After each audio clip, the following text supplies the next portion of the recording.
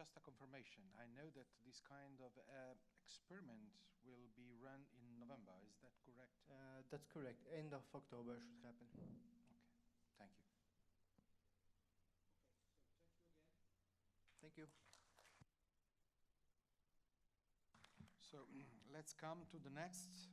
Ultra-high temperature ceramic for thermal protection systems and propulsion by Mr. Sciti from CNR. Mrs. Sciti, sorry. Much better. Nice Mrs. as well.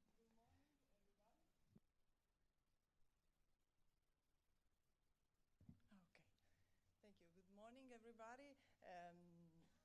Just I have to find my presentation.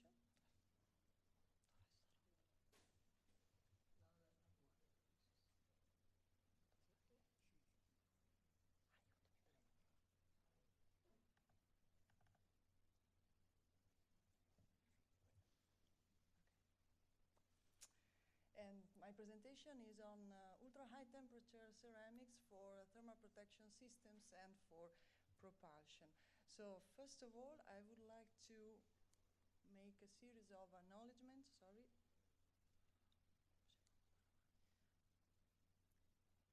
How it works.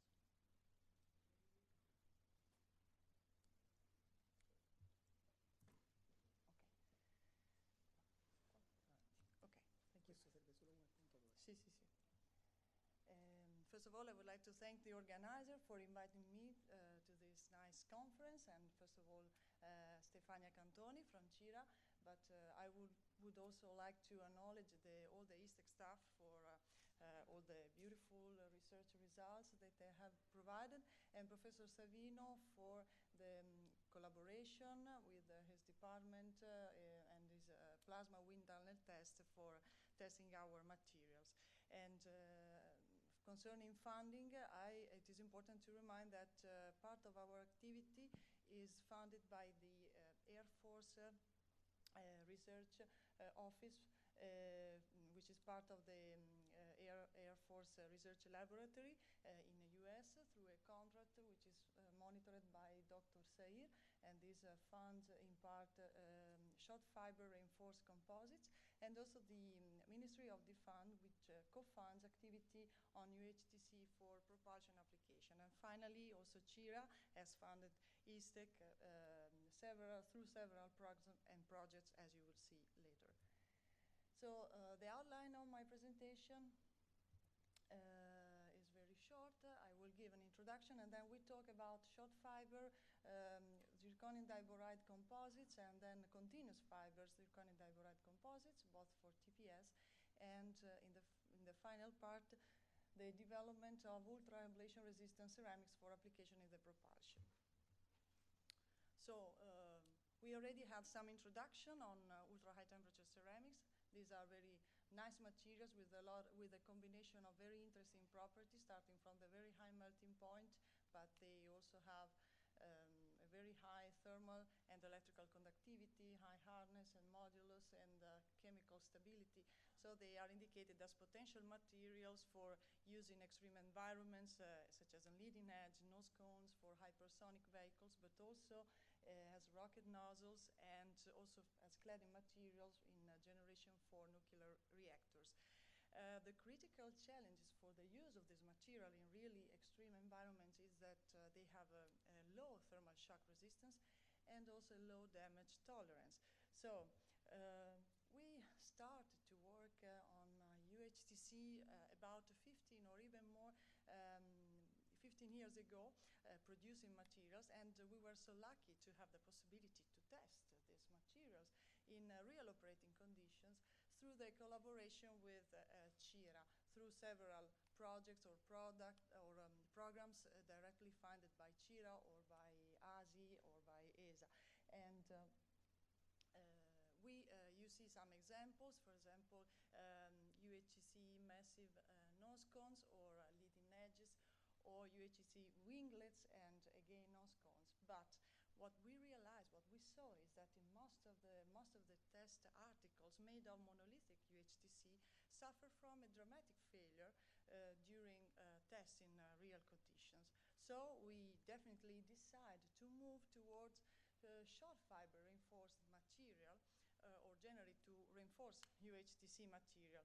And the first approach we used was to incorporate fibers, short fibers, into our UHTC matrices. So the concept is that the fiber gives the material the damage tolerance, while the UHTC matrix gives the oxidation resistance to the final composites. Short fibers are quite easy to process because we can use the same processing as conventional powder, just mixing and through ball milling the powder with the fibers. And we can sinter them in our conventional ways. And here you can see typical microstructure of a composite made of zirconium diboride with 30% of short fibers. And here you see an enlarged view of this kind of material. Here I show you the toughness versus strength plots, which show that there is basically a trade-off between the toughness and the strength for this kind of material. We start for unreinforced UHTC, and you see that the addition of silicon carbide fibers in increasing amounts increases the fracture toughness, even if in most cases we reach a plateau. On the other hand, we do have a decrease of strength. These are typical values of unreinforced UHTC, and then increasing the content of fiber, you have a decrease of strength. So the best is to find a balance between these two properties. Anyway, even in this plot, I want to underline that even if we have, even if we lose some strength with the use of silicon carbide fibers instead of particles, we need definitely to increase the fracture toughness.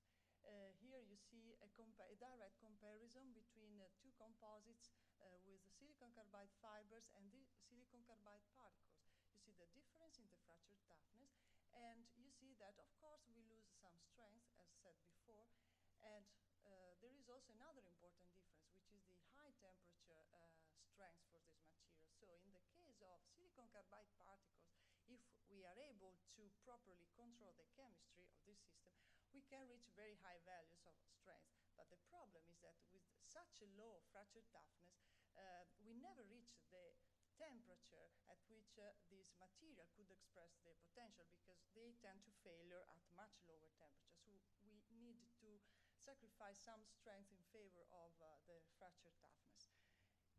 Okay, this is an example of arc-jet test that we did on a sharp wedge made with this material with fibers.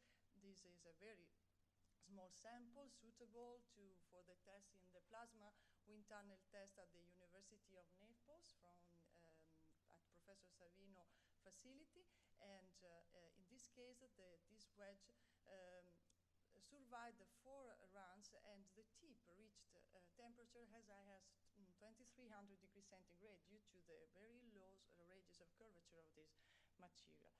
So in around 2010, even Cira was interested in these materials, and with them we started an extensive characterization campaign of these materials, of these composites, including, apart from fracture and strength, we did thermal diffusivity, thermal conductivity, thermal shock resistance, thorough study of the oxidation resistance of this material, and at the end, one composition was selected for making winglets for the project Scrum Space, and this is the first time that Cira used the fiber-reinforced UHTC coming from ISTEC, and I think that tests are still ongoing on these materials.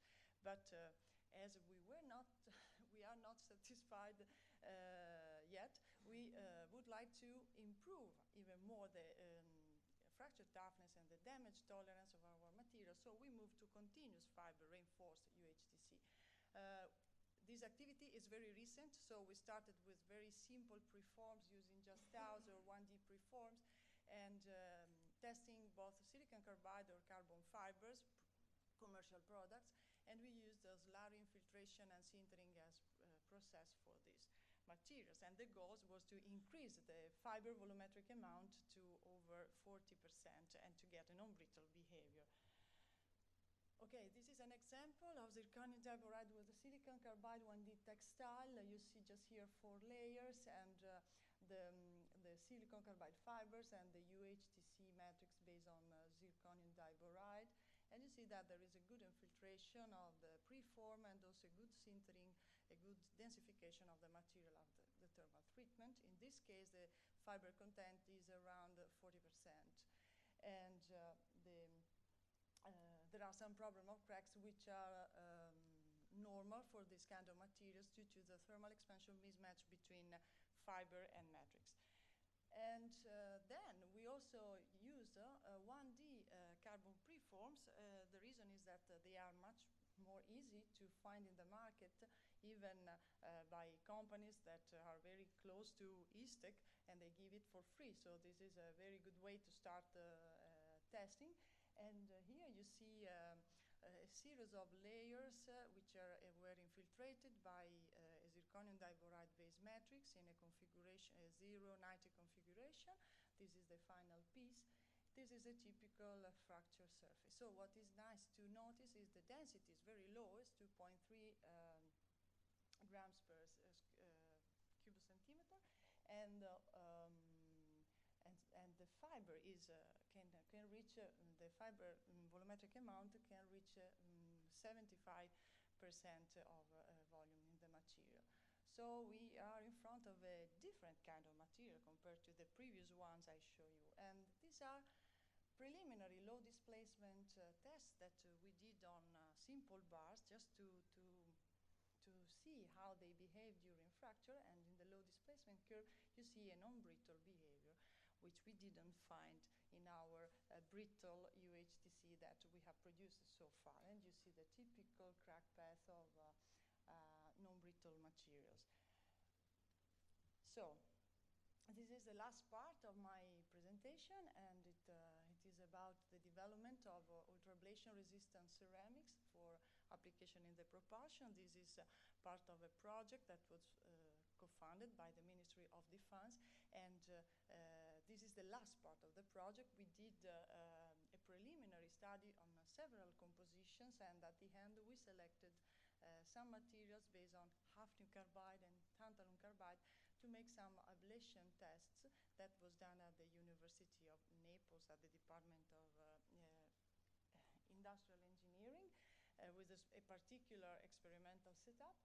And it shows that compared to graphite, hafnium carbide and tantalum carbide based material are much more ablation resistant compared to commercial material, conventional material used for rocket nozzles. And at the same time, we are also doing some tests in the rocket engines, again at the propulsion lab at the University of Naples, using ceramic rocket nozzles, monolithic or reinforced, after studies of temperature profile in the material.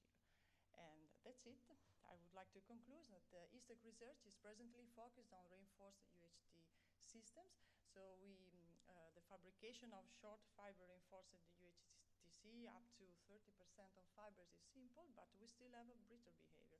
If we use continuous fiber with the technology of CMC, we can increase the volumetric amount even up to 70%, and we get non-brittle behavior and a great reduction of